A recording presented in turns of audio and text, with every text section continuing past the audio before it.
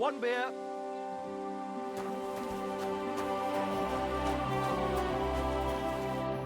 How can I help, friend? What's new around here? You should pay a visit to Old Mouth sometime. He's our local storyteller, you know. He could tell you all sorts of interesting things, but only if you bring him some liquor. Don't forget, I have some here to sell, if you want. And that's all I'd say. Sounds interesting. Thank you, innkeeper.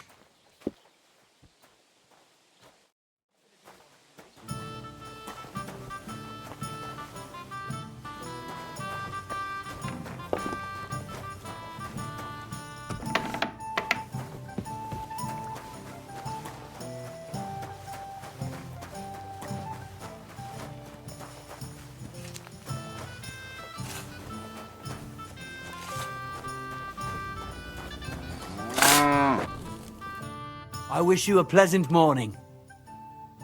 People call you the Mouth, right? They say you tell all sorts of stories. I'm no mouth to you. My name is Zdenyek. Got that? What do people call you then? Bughead? Arseface? I'm sorry, Zdenyek. I'm Henry. Pleased to meet you. But you were right about the stories. I could tell you stories so sad they'd make the devil cry. Or would you prefer something so scary it'll make the hairs on your ass turn white? But it's a lot of hard work for me. Now, if you had something to drink or a couple of groschen, that might help loosen my tongue. How can I know if it'll be worth it? If you don't believe me, ask anyone. They all know me in the village, and they all know I'm good. So they all sing your praises, even if you stutter? I'll tell you what. You can listen for yourself and see what you think. Then, at the end, if you think it's worth it, you can pay me or buy me a drink. So what kind of story would you like to hear? I like stories that can teach me something. Stories with a moral. Haven't you heard enough of those in church? But it's not a problem. I have just the tale for you. And it's not one you'll hear from any priest. So, once upon a time, there lived in these very lands 2 brothers. The older was called Kuba, the younger, Matthias. They were both woodcutters, like their father and his father before him. One day, at the height of summer, they were working in the woods. The air was as hot as a furnace, so Matthias went to a nearby pond to cool himself. But as he was leaning over the cold water, there was a loud splash. His axe had got loose from his belt. In haste, he began to search the muddy bed of the pond, and his hands soon touched something hard and heavy. He pulled it out and could not believe his eyes. He pulled out an axe. Yes, but not his old one. It was an axe made of pure silver. Good God. I'd grab that without a second thought. Maybe you would, but Matthias would never. He was an honest man, and with a big swing he threw the silver axe back. He searched the pond again, and this time he pulled out his own axe. Nothing but dull iron and old wood. I reckon that was the right choice. Who knows who the silver axe belonged to? Well, quite. Listen on. Matthias was just about to leave when suddenly a water goblin came out of the pond, silver axe in his hands, and he said, "You're a righteous man, Matthias, and for your honesty, you may keep both axes." Matthias, not hanging around for the goblin to change his mind, took up both axes, gave us thanks, and ran to tell Kuba all about it. Kuba, however, was not best pleased with his little brother's fortune. He deeply envied Matthias for his newfound wealth. So, he set out to try the same thing. He ran as fast as his legs could carry him straight to the pond, threw his own axe in, and began a pretend search for it. Yet Kuba had no luck. He pulled out the axe he'd thrown in himself. So he tried again. Tricked by sunlight, he grabbed something shiny, only to pull out his old iron axe again. Enraged, he hurled his axe back into the water and yelled, "Fuck this axe! I want a silver one!" But the water goblin heard his shameful cry and was greatly upset by Kuba's greed. So, when Kuba reached down into the water for a third time, the water goblin seized his hand, pulled him down whole to the dark depths, and drowned him. Oh, that's so cruel. I feel sorry for Kuba. Aye, and so did Matthias. He went to the water goblin and begged for his brother's body so he could take him home and bury him. But the path back from the pond led over a steep hill, and carrying the weight of the waterlogged body exhausted Matthias. He stopped to rest by an old oak tree, and he used a silver axe to cut off a branch that would serve as a walking stick. But it wasn't enough. Somehow, it was still getting harder to continue up the hill. Then Matthias realized it wasn't his brother's body that was weighing him down. It was the silver axe. The axe was the cause of all this trouble. So he started bashing the silver axe against the big stone with all his might, trying to destroy it. Yet no matter what, he couldn't even make a dent. With the last of his strength, Matthias climbed to the top of the hill. He knew he could go no further, so he found a pretty spot with a view over the valley and dug his brother a grave. There, he buried both his brother and the silver axe that had brought such pain upon them. His final act was to stick the oak branch in the ground by the grave.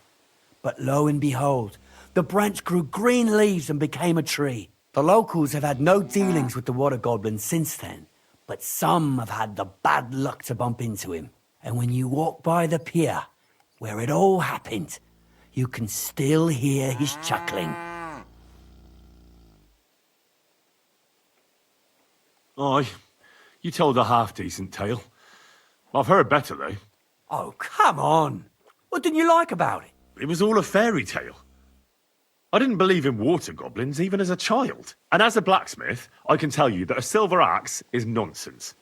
It would be completely useless. You need to think more, genius. A water goblin must have got inside your mind already. Well, why hasn't anyone gone looking for the axe, then? Because it brings misfortune. Didn't you listen to me at all? Look for yourself if you wish. Rock Tower Pond isn't far from here. The water goblin's pier is somewhere among the reeds. But leave me out of it. I'm fine here with my drink. It was good to see you, my friend.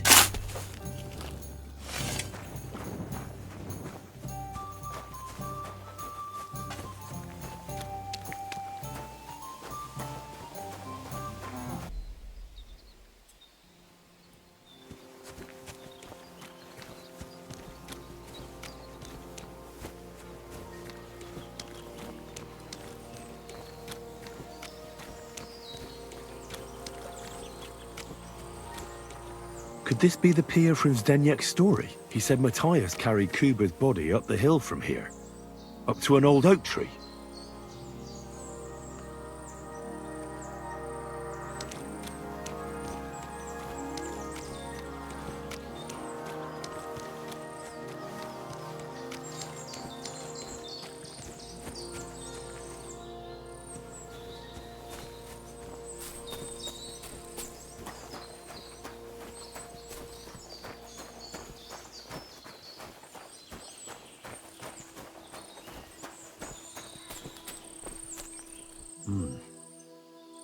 Well, there really is an old oak tree here. But what was the rest of the story? Something about smashing the axe on a rock.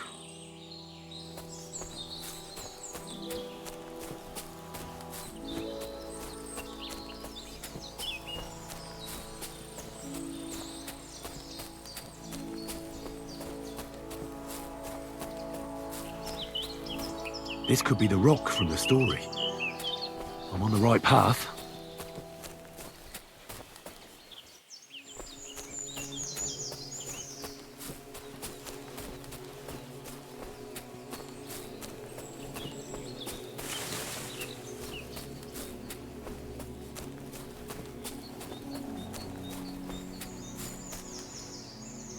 A grave under the tree, overlooking the valley. This must be where Kuba, Matthias's brother, is buried, together with the silver axe.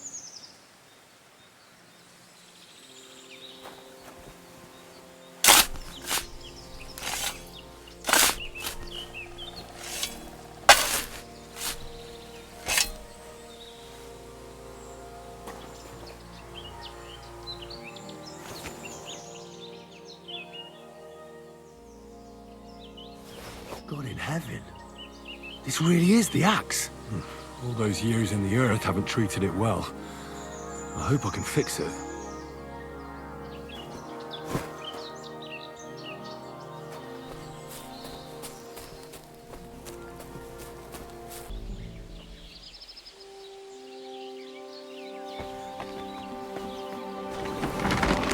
Praise be to God.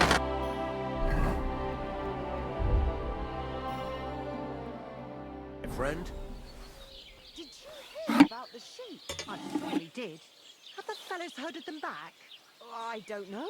I hope so. Every head counts. That's the last thing.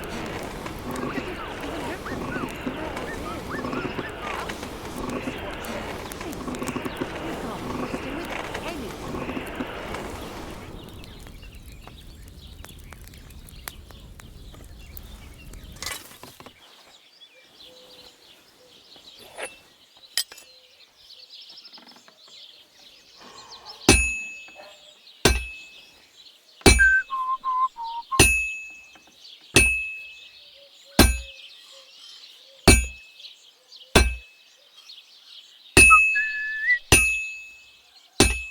Christ, what a day.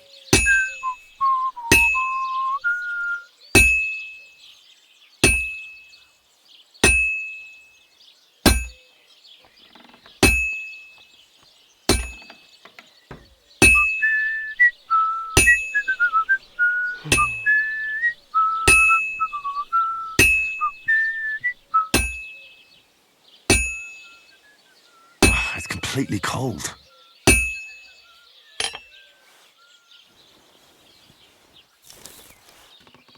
Christ almighty.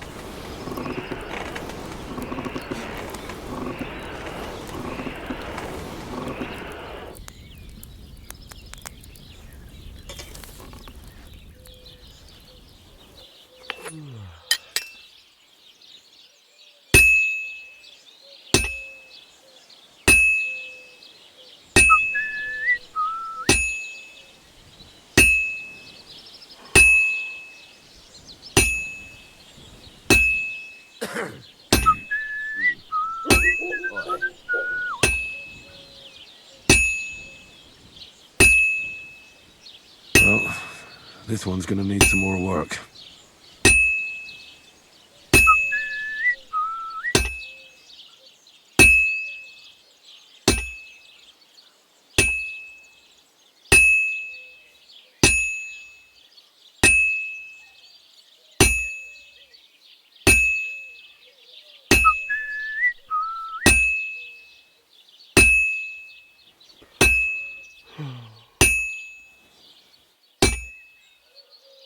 It's already cooled down.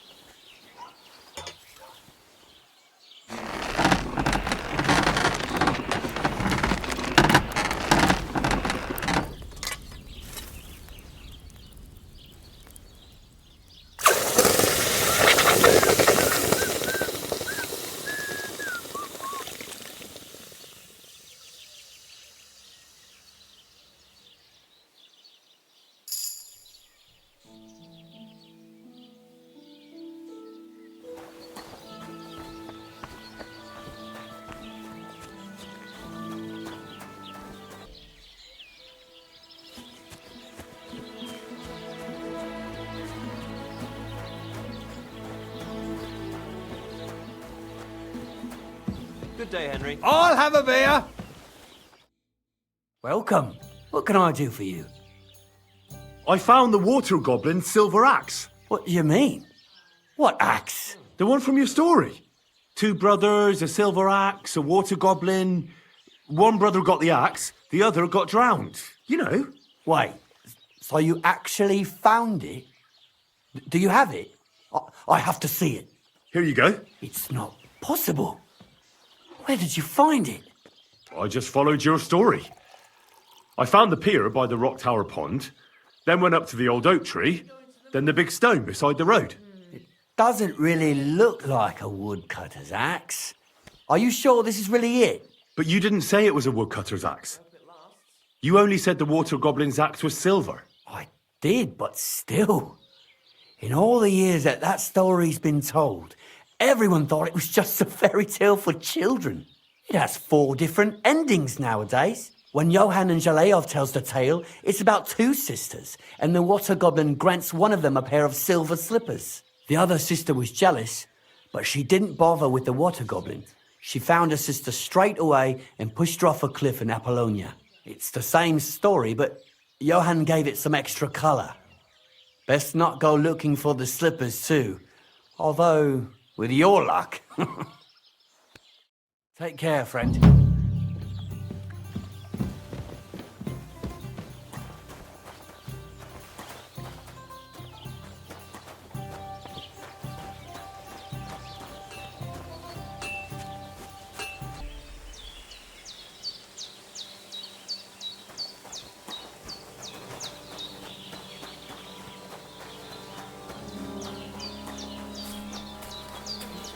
Lacho dziwes gadziu.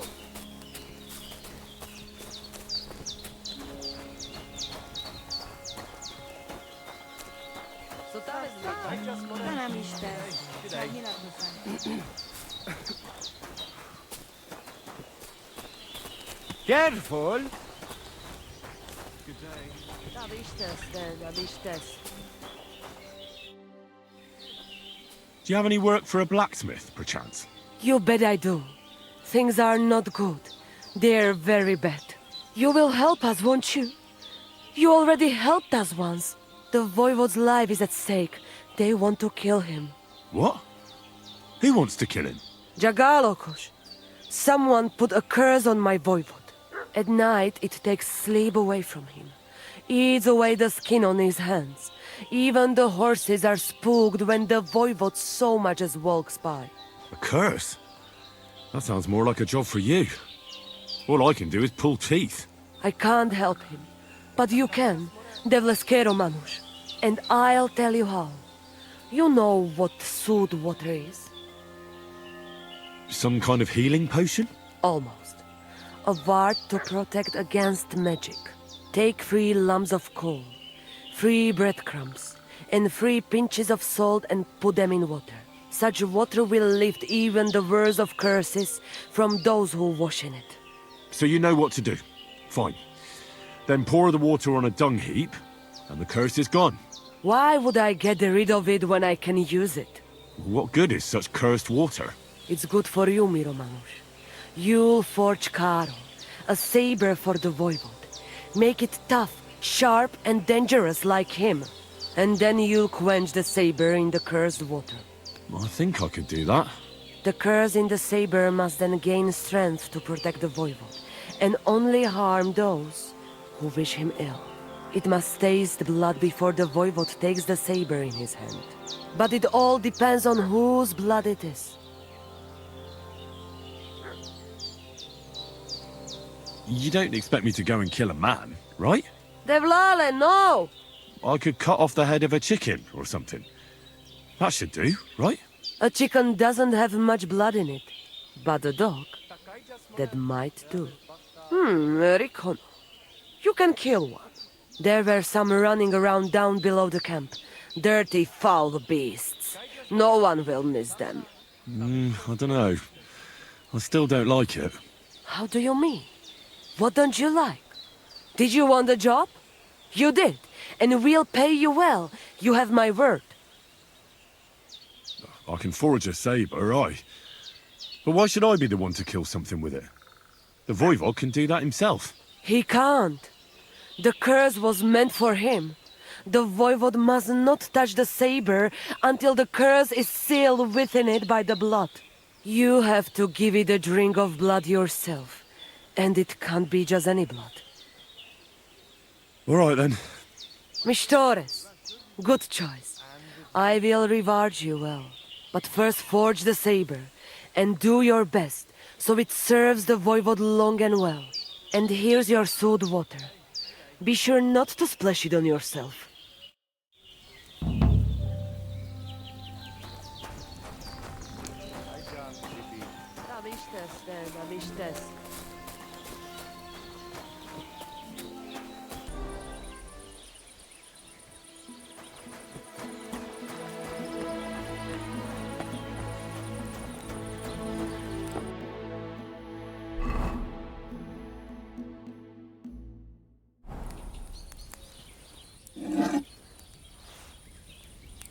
Our sheik's an idiot. Project was that Huh? The management full of dogs might give you sheep. And my all that work for nothing.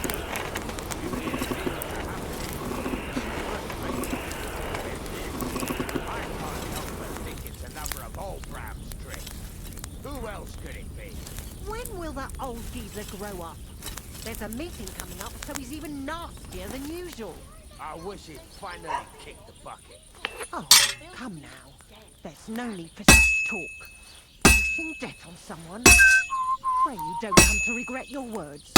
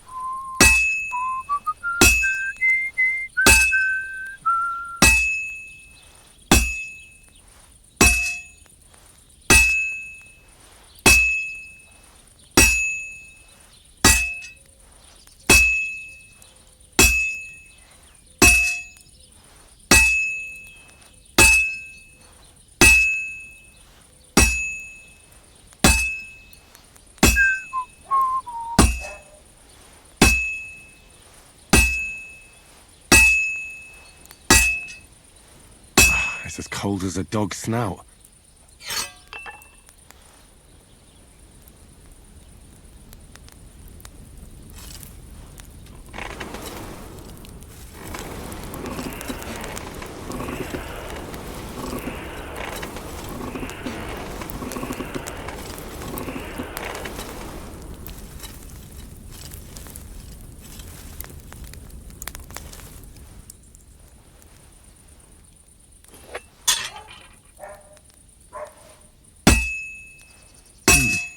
This is almost done.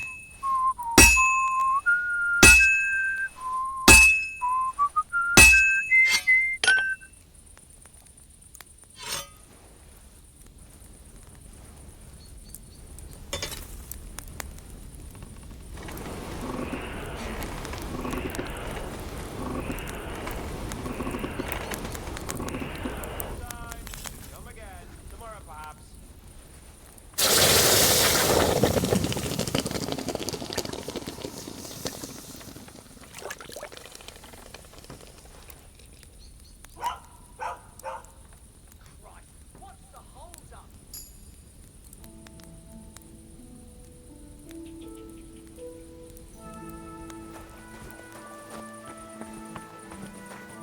God bless you, Henry.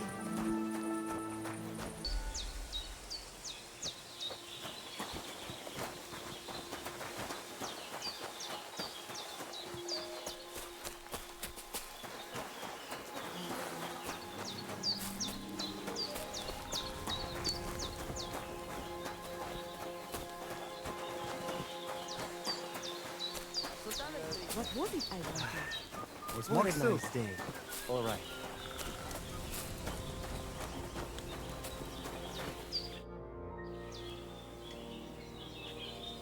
About that sabre for the Voivode. Have you forged it yet? Show me. It's ready. I quenched it in the soot water. What about the blood? I killed a dog. I did everything like you said. Here you go. I think I did a pretty good job with it. Shukariben. Beautiful. The Voivode will be happy about how well it fits in the hand. You're probably waiting for a reward, aren't you? Here, just take it. We've got enough to share. And here's something for you to wear. Let other folk see that you're our friend. Thank you. I mean it. Ah, at least it'll be clear to all. You're one of ours and you don't wish us ill, unlike certain other people. What do you mean? When the Voivode was washing away the curse, I looked at the coals in the water. They made circles on the bottom. That means the Voivode was cursed by a woman. A woman? What woman? The coals didn't say, though I do have an idea who it was. But enough of that. I'm sure you have enough on your plate already. And we thank you, Miromanush. Take care.